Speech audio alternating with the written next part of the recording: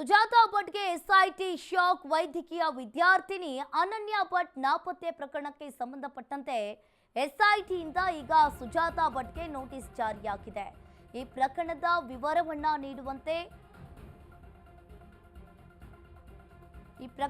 ವಿವರವನ್ನ ನೀಡುವಂತೆ ಸುಜಾತಾ ಭಟ್ಗೆ ನೋಟಿಸ್ ಅನ್ನ ನೀಡಲಾಗಿತ್ತು. ಅನನ್ಯ ಭಟ್ ಪ್ರಕರಣಕ್ಕೆ ಸಂಬಂಧಪಟ್ಟಂತೆ ಎಸ್ಐಟಿ ಅಧಿಕಾರಿಗಳು ಗಂಭೀರವಾಗಿ ಈ ಕೇಸ್ನ ಪರಿಗಣಿಸಿದ್ದಾರೆ. ಅನನ್ಯ ನಾಪತ್ತೆ ಬಗ್ಗೆ ಈಗಾಗಲೇ ಎಸ್ಐಟಿ ಅಧಿಕಾರಿಗಳು ಕೂಡ ಮಾಹಿತಿಯನ್ನ ಕಲೆ ಹಾಕ್ತಾ ಇದ್ದಾರೆ. ಈ ಪ್ರಕರಣವನ್ನ ಎಸ್ಐಟಿಗೆ ಹಸ್ತಾಂತರ ಬೆನ್ನಲ್ಲೇ ಅಧಿಕಾರಿಗಳು ಕೂಡ ಅಲರ್ಟ್ ಆಗಿರುವಂತದ್ದು. ವೈದ್ಯಕೀಯ ವಿದ್ಯಾರ್ಥಿನಿ ಅನನ್ಯ ಭಟ್ ನಾಪತ್ತೆ ಪ್ರಕರಣಕ್ಕೆ ಸಂಬಂಧಪಟ್ಟಂತೆ ಈಗಾಗಲೇ ಎಸ್ಐಟಿಯಿಂದ ಸುಜಾತಾ ಭಟ್ಗೆ ನೋಟಿಸ್ ಕೂಡ ಜಾರಿ ಆಗಿದೆ. ಇನ್ನು ಅದೇ ಹಿನ್ನೆಲೆಯಲ್ಲಿ ಪ್ರಕರಣದ ವಿವರವನ್ನ ನೀಡುವಂತೆ ಎಸ್ಐಟಿ ಅಧಿಕಾರಿಗಳು ಕೂಡ ಸುಜಾತಾ ಭಟ್ಗೆ ನೋಟಿಸ್ ಅನ್ನ ನೀಡಿದ್ದಾರೆ. ಇನ್ನು ಅನನ್ಯ ನಾಪತ್ತೆ ಬಗ್ಗೆ ಮಾಹಿತಿಯನ್ನ ಪಡ್ಕೊಂಡಿದ್ದಾರೆ ಎಸ್ಐಟಿ ಅಧಿಕಾರಿಗಳು.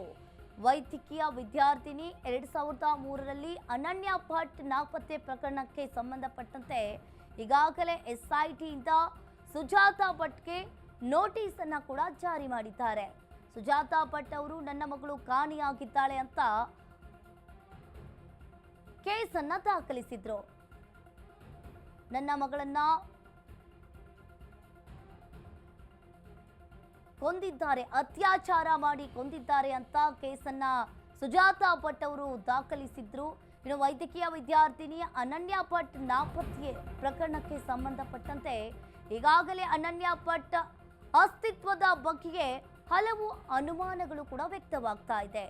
ಸುಜಾತಾ ಭಟ್ ಆರೋಪಗಳೇ ಸುಳ್ಳು ಅಂತ ಹೇಳಿ ಕೆಲವರು ಕೂಡ ವಾದವನ್ನ ಮಾಡ್ತಾ ಇದ್ದಾರೆ. ಅನನ್ಯ ಭಟ್ ಪೂರ್ವಾಪರ ಕೆದಕಲು ಈಗಾಗಲೇ ಎಸ್ಐಟಿ ಅಧಿಕಾರಿಗಳು ಮುಂದಾಗಿರುವಂತದ್ದು. ಈ ಪ್ರಕರಣದ ಸೃಷ್ಟಿಕರ್ತರಿಗೂ ಕೂಡ ಈ ತನಿಖೆ ನಡುಕವನ್ನ ಹುಟ್ಟಿಸ್ತಾ ಇದೆ. ಅನನ್ಯ ಭಟ್ ಅಸ್ತಿತ್ವದ ಬಗ್ಗೆ ಈಗಾಗಲೇ ಎಸ್ಐಟಿ ಅಧಿಕಾರಿಗಳು ಕೂಡ ಪೂರ್ವಾಪರ ಕೆದಕಲು ಕೂಡ ಮುಂದಾಗಿದ್ದಾರೆ. ಅನನ್ಯ ಭಟ್ ಇದಾಳ ಅಥವಾ ಇಲ್ಪ ಅನ್ನೋದೇ ಇಲ್ಲಿ ದೊಡ್ಡ ಅನುಮಾನವಾಗಿ ಕಾಡ್ತಾ ಇದೆ. ಒಂದ್ ರೀತಿಯಾಗಿ ಅವರ ಅಕ್ಕಪಕ್ಕದ ಮನೆಯವರು ಕೂಡ ಹೇಳ್ತಾ ಇದ್ದಾರೆ ಸುಜಾತಾ ಭಟ್ ಅವರಿಗೆ ಮಕ್ಕಳೇ ಇಲ್ಲ ಅಂತ. ಆದ್ರೆ ಸುಜಾತಾ ಭಟ್ ಅವರು ಹೇಳ್ತಾ ಇರುವಂತದ್ದು ನನಗೆ ಒಬ್ಳು ಮಗಳಿದ್ದಾಳೆ ಅನನ್ಯ ಭಟ್, ಅವಳು 2003ರಲ್ಲಿ ಕಾಣೆಯಾಗಿದ್ದಾಳೆ ಅಂತ.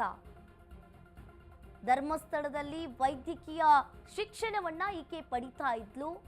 ನನ್ನ ಮಗಳನ್ನ ಅತ್ಯಾಚಾರ ಮಾಡಿ ಕೊಲ್ಲಲಾಗಿದೆ ಅಂತ ಆರೋಪವನ್ನ ಸುಜಾತಾ ಭಟ್ ಅವರು ಆರೋಪ ಮಾಡಿದ್ರು. ಇನ್ನು ಅನನ್ಯ ಭಟ್ ಪೂರ್ವಾಪರವನ್ನ ಕೆದಕಲು ಕೂಡ ಎಸ್ಐಟಿ ಅಧಿಕಾರಿಗಳು ಈಗಾಗಲೇ ಮುಂದಾಗಿರುವಂತದ್ದು. ಈ ಪ್ರಕರಣದ ಸೃಷ್ಟಿಕರ್ತರಿಗೂ ಕೂಡ ಈಗ ಈ ತನಿಖೆ ಬಹಳಷ್ಟು ನಡುಕವನ್ನ ಹುಟ್ಟಿಸುತ್ತೆ. ಒಂದ್ ರೀತಿಯಾಗಿ ಈ ಸುಜಾತಾ ಭಟ್ ಕೇಸ್ನಲ್ಲಿ ಅನುಮಾನಗಳು ಹೆಚ್ಚಾಗಿ ಕೇಳಿ ಬರ್ತಾ ಇರುವಂತದ್ದು.